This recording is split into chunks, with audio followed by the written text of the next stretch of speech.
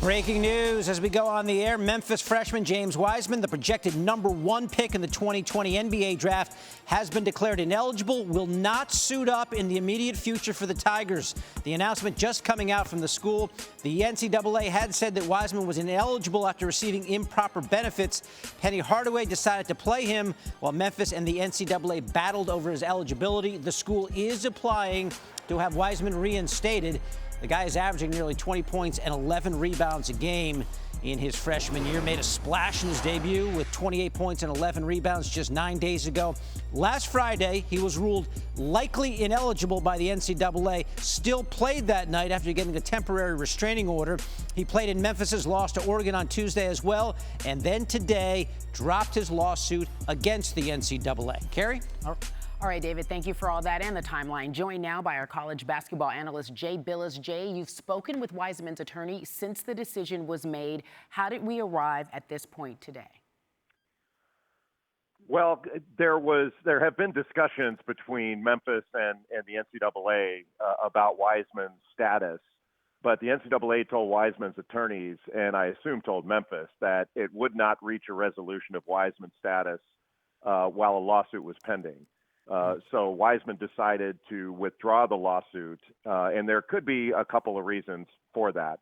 One, it could be that the lawsuit was withdrawn just so that they could begin the process of doing this, and the NCAA could very well have threatened that they would open up a separate infractions case on Memphis for playing an ineligible player.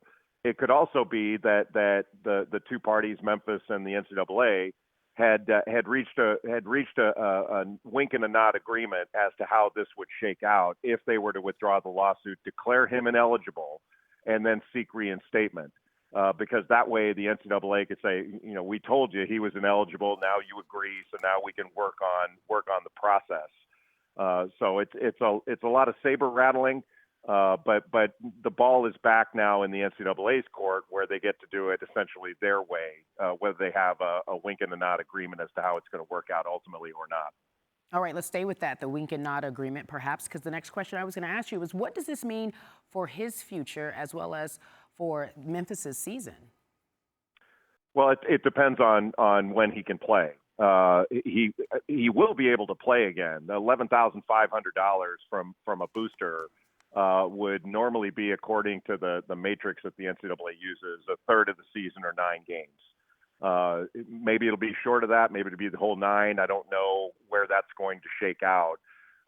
Ultimately, what it means for James Wiseman after this year, when he goes into the NBA draft, is 0. The NBA doesn't care about any of this stuff, so that's not going to affect his draft status or his future at all.